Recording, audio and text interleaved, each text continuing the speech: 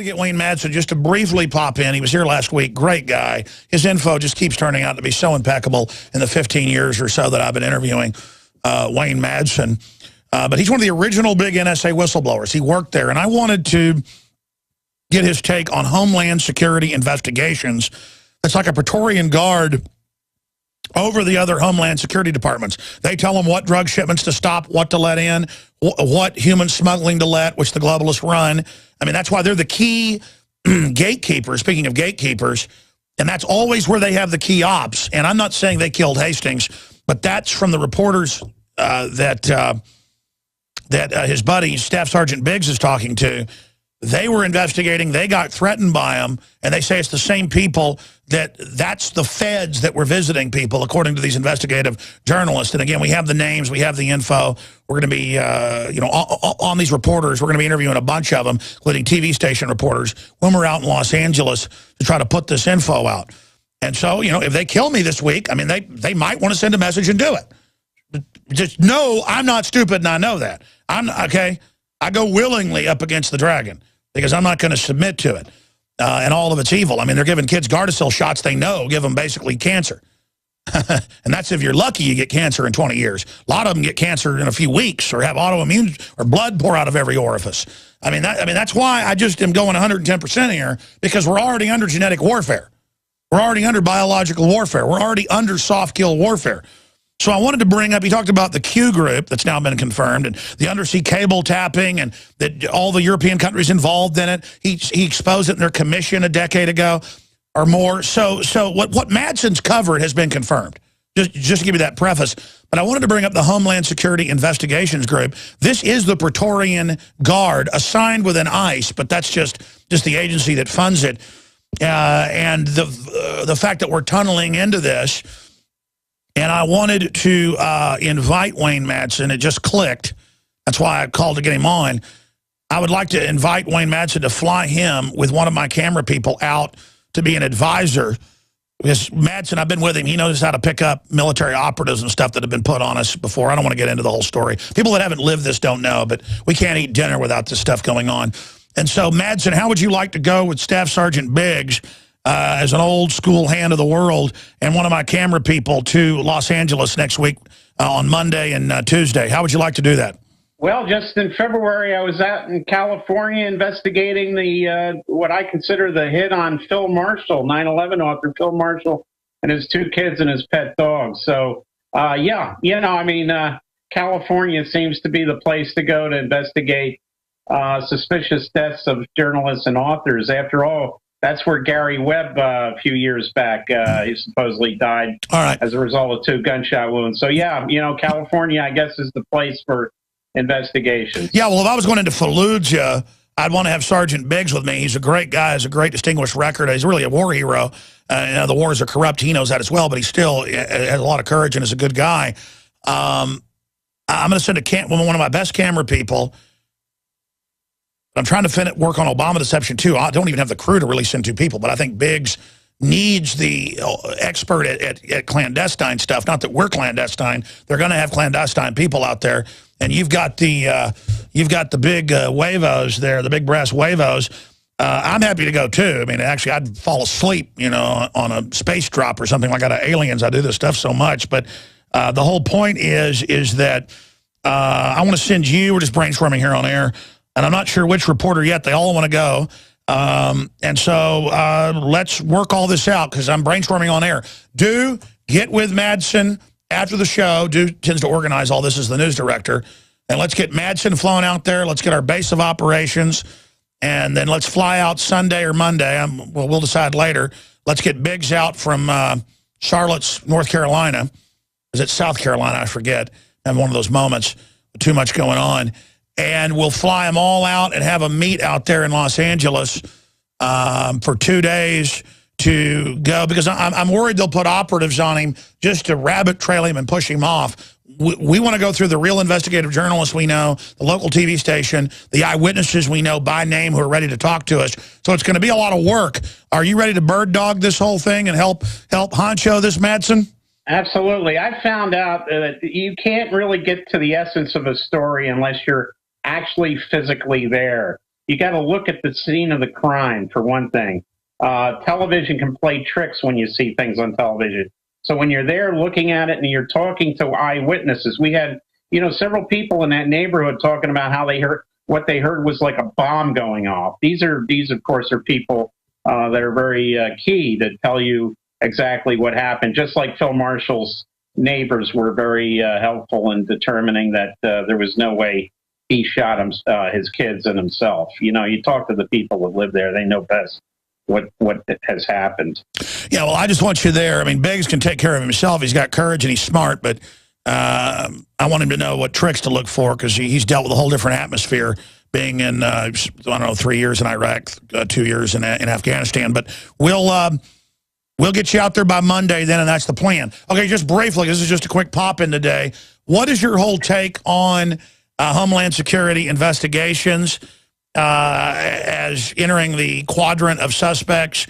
And what is your take then on the whole Trayvon Martin psyop we see going on? Well, on this Homeland Security, after 9/11, and I wrote about what happened at NSA, we had the buildup of the NSA Internal Security Group, Q Group, which is now like an intelligence agency within an intelligence agency. It was predicted that when Homeland Security was organized as a department, that this thing was going to become a huge monolithic organization, and it has not only combined previous law enforcement agencies, but as you have said, it's created some of its own Homeland Security internal investigations. This is just a monster that's feeding on itself. And until we get rid of Homeland Security and take it back to the status quo ante, we're going to see this type of thing continue with these out of control, unanswerable intelligence and law enforcement agencies. Absolutely. Continuing, very exciting. We're going to have you reporting from the ground with us with Staff Sergeant Joseph Biggs next week with one of our reporters, Wayne Madsen, working directly with InfoWars. That's why he was kind of out here. We're talking about having him work more with us because of the great work he does. In closing, in the 4 or 5 minutes we've got left before I go to break and come back with calls, and then Ted Nugent in the 4th hour of Overdrive. What is your take on the whole spectacle now of the media and the Justice Department trying to orchestrate, or again, honcho, to use that word, some type of summer of rage? And I guess it's working pretty good. We're not hearing about any of the scandals anymore.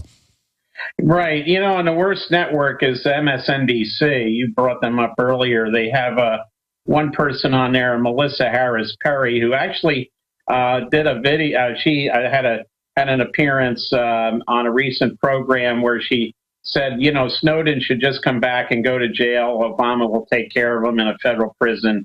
He won't have anything to worry about. Like, hey, what about his trial? She wants him in prison already. Yet she was basically goading people on about the whole Trayvon Martin situation. I mean, between her and people like Al Sharpton on MSNBC, these are trouble. Al Sharpton is a professional troublemaker. I remember back when what he did up in Queens and Brooklyn, urging people to attack Korean grocery store owners because he thought they were charging too much, when in fact they were the only ones who would go in and open stores in neighborhoods that were very dangerous. He has been basically a race baiter for decades, and now he has his own show on MSNBC. Remember, MSNBC, owned by Comcast and Microsoft. And Microsoft is key. So we had this person saying Snowden should be in prison in the United States, and Zimmerman should have gone to jail, and that the jurors should be ashamed of themselves. I think what's really dangerous here is we're seeing now this being shifted over to the jurors. That's jury selection. Most people don't want to be on juries for this very reason. That's right. We're being taught that all of our institutions aren't good. The Justice Department, though, they're going to get that racist Zimmerman. I mean, I expect them to start saying black people are white when they kill black people just to make it racial. Right. Zimmerman, you're right, too, that this should have been a local Central Florida story, at the very maximum a Central Florida story. But what the media does with these stories is that they make these local stories, national stories, and we had all the the Jesse Jacksons on, and just to stir people's feelings up, and this is not healthy for this country, as you say. When we have other major stories to cover, we had here we have another OJ case, another Casey Anthony case. They always take these cases and make them national. This did not happen, by the way, in the news media back in the 60s and even the 70s. It was it was when we got the tabloid television, the 24-hour news channels. Absolutely. In closing, the Zimmerman family suspects Obama is tapping their phones. I don't think there's any suspects about it, Wayne. What do you say, briefly? Why should they be different than the rest of us? Of course, the government's tapping all of our phones. We know that from the Snowden revelation. They tap us, it's security. We tap them, it's espionage. But really, all it is a felony when they do it. Wayne Madsen, WayneMadsenReport.com. Thanks for popping in. And you're going to be part of our group of three, the Fellowship of the Three, going to L.A. Before I go any further, remember, we're going to be premiering tomorrow night with the filmmakers here in town on InfoWars Nightly News, State of Mind, The Psychology of Control. And we started shipping the film yesterday to everyone on DVD and on Blu-ray.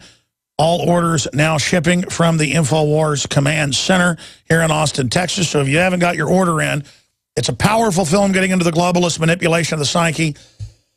It's great to wake up friends and family. And your purchase, believe me, I wish I could just have some great globalist benefactor that wanted to end the New World Order who would just give me money, and then I wouldn't even have ads. In fact, I've skipped 9 minutes of ads today that it might bankrupt the network. I've got to quit doing that, folks.